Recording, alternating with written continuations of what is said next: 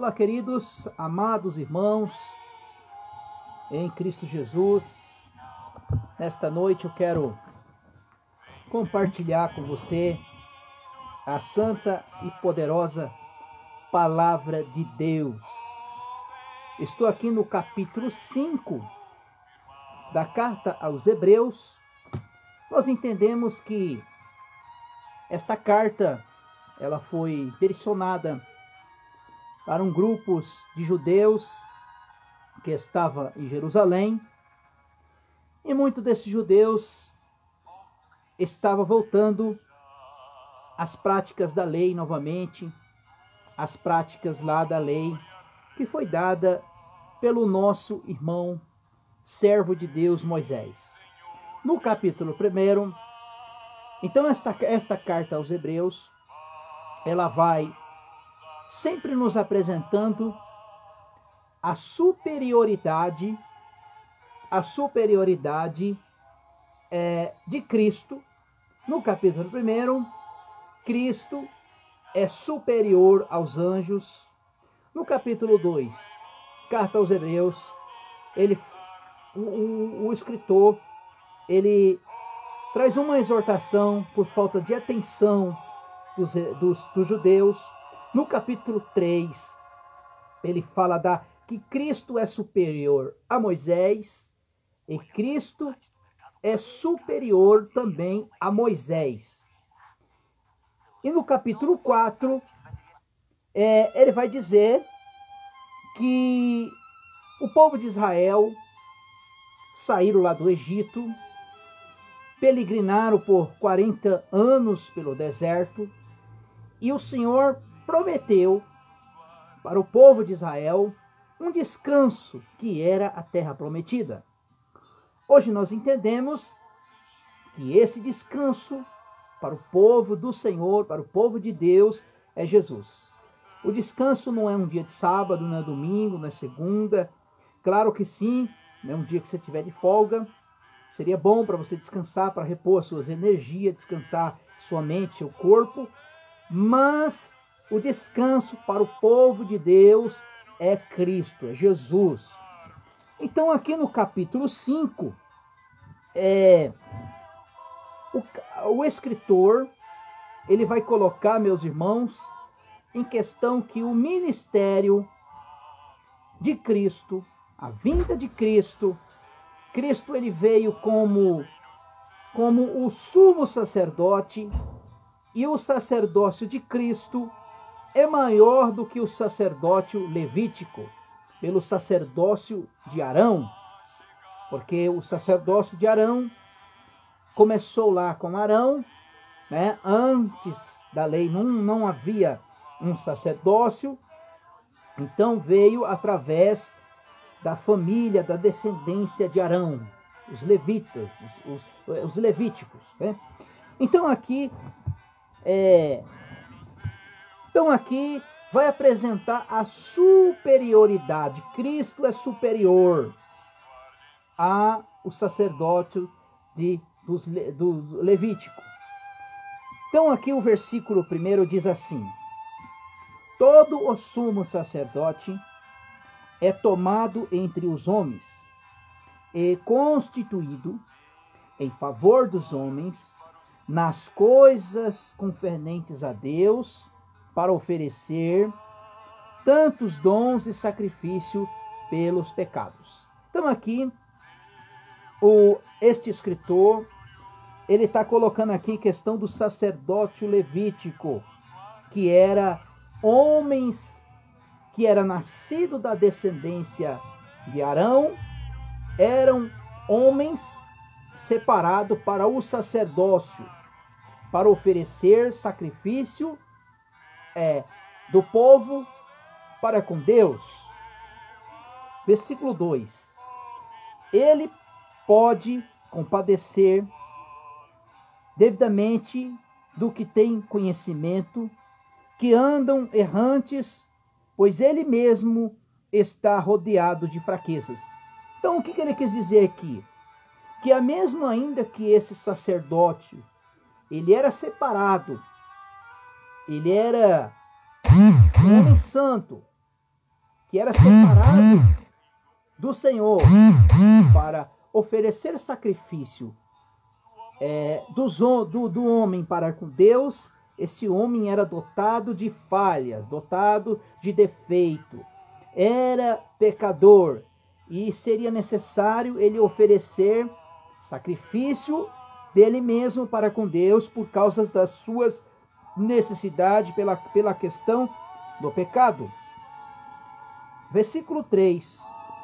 E por esse motivo, teve tanto pelo povo como por si mesmo, e fazer oferta pelos seus pecados. Ora, ninguém toma para si esta honra, senão que é achado por Deus, como foi feito Arão. Assim Cristo não se glorificou a si mesmo, para fazer a si mesmo um sumo sacerdote, mas o glorificou aquele que antes, que tu és o meu filho, hoje eu te gerei. Como está escrito em outro lugar, tu és o sacerdote eternamente, segundo a ordem de Melquisedeque. Vamos entender aqui, queridos. Vamos entender aqui.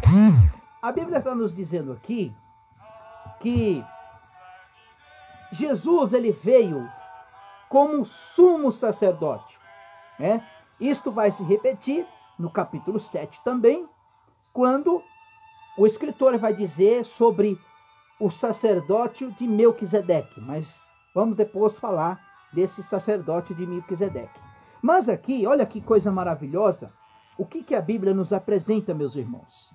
Que coisa gloriosa é a palavra de Deus. Diz assim, o versículo 5. Assim também Cristo não se glorificou a si mesmo, para se fazer sumo sacerdote, mas o glorificou aquele que disse que tu és o meu filho, hoje eu te gerei. Irmãos, por que Cristo tomou-se o lugar do sacerdócio levítico? Por quê? Porque ele não se exaltou a si mesmo. Antes, ele foi enviado do Pai como servo. Nós precisamos entender qual é o momento que Cristo se tornou como servo. Como se ele se tornou como servo, se ele é Deus na pessoa do Pai? Quando ele se tornou como servo, meus irmãos, foi o momento da sua encarnação.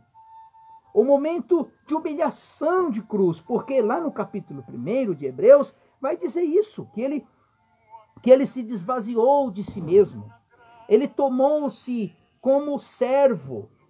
O termo da palavra servo é escravo. Então foi o momento que Cristo deixou a sua habitação de glória, a sua habitação de poder junto ao Pai, e momento de cruz, momento de encarnação, se fez igual nós, ser humanos, igual nós, como ser humanos. Olha o que a Bíblia diz aqui, carta aos Filipenses, no seu capítulo 2, Filipenses capítulo 2,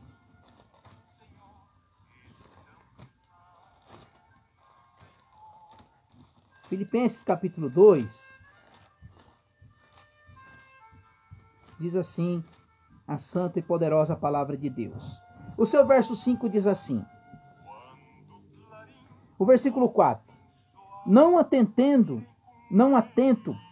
para cada um momento para o que é seu, mas como cada também para que é o dos outros, de sorte que haja em vós o mesmo sentimento que houve em Cristo Jesus, que sendo em forma de Deus, não considerou ser igual a Deus, mas era do qual deveria se apegar. Mas em si mesmo se desvaziou-se, tomando forma de servo, fazendo semelhante aos homens.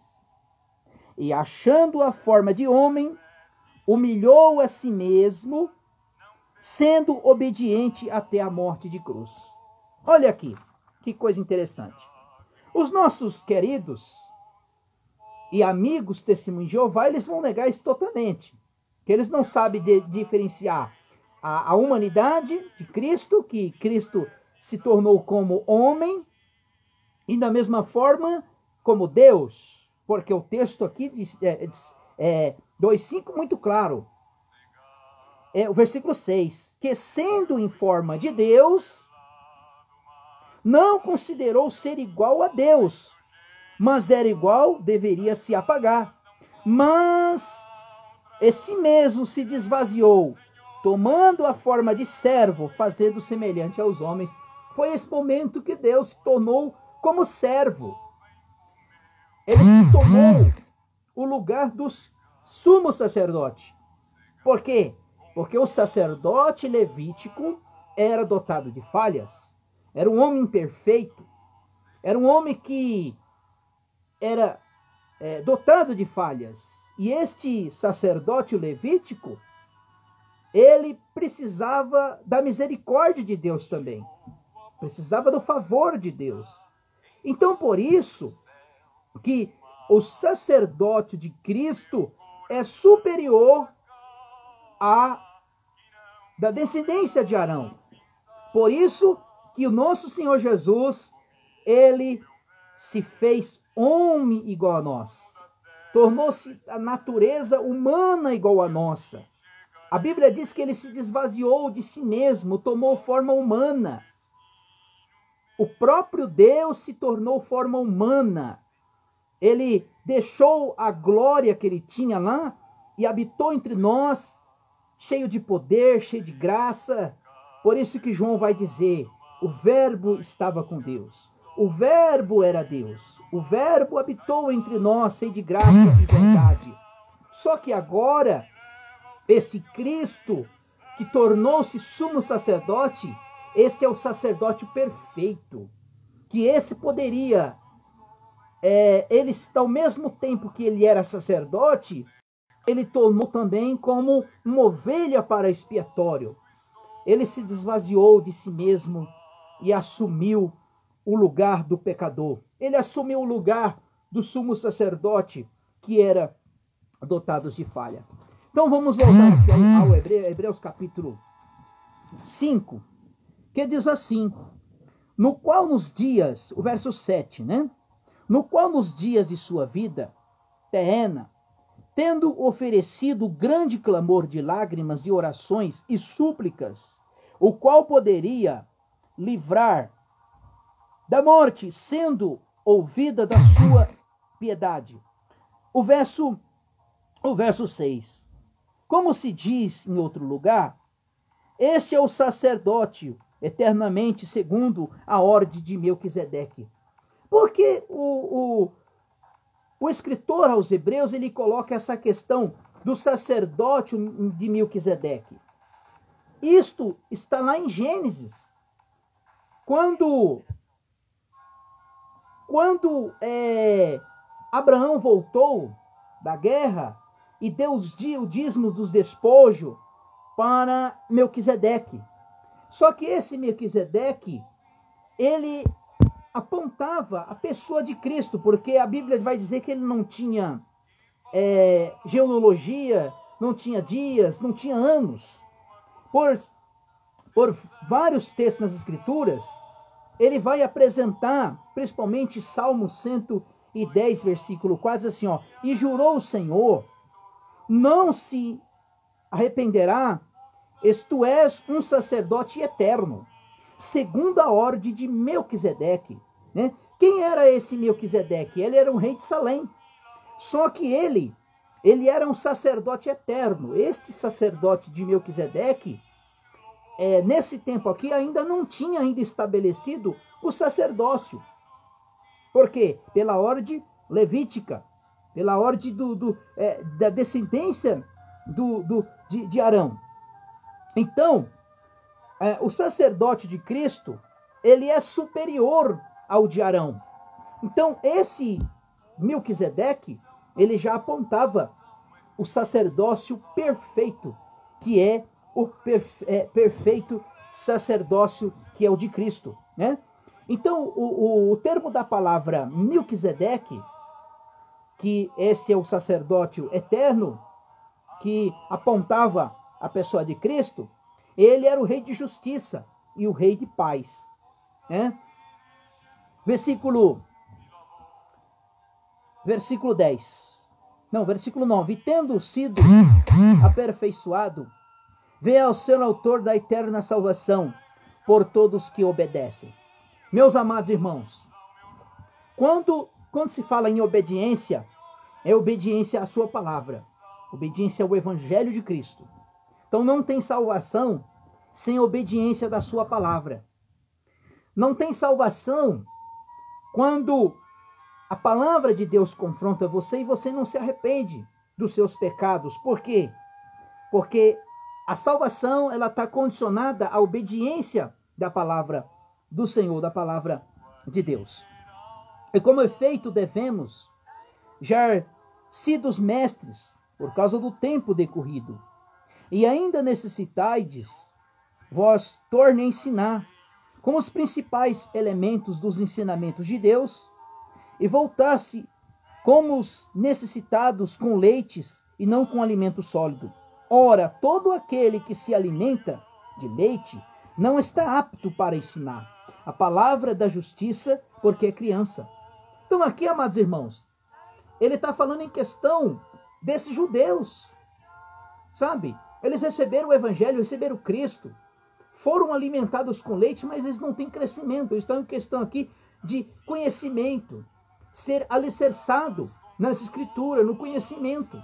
Então eles estão chamando aqui de pessoas meninos, né? Como mesmo Paulo vai repreender os irmãos de Coríntios, está lá em 1 Coríntios 3, versículo 1 e 2. E Pedro também exorta os irmãos para eles deixar de ser meninos, de serem inconstantes. Está em 1 Pedro capítulo 2, do versículo 1 ao versículo 3. O alimento sólido, porém, é para os adultos, para aquele que pela prática e tem faculdades exercidas para discernir tanto o que é bom e tanto o que é mal. Amém, meus irmãos? Então vocês ficam com essa palavra. Se Deus nos permitir, Deus nos dê fôlego de vida, nós vamos entrar no capítulo 6, em nome de Jesus.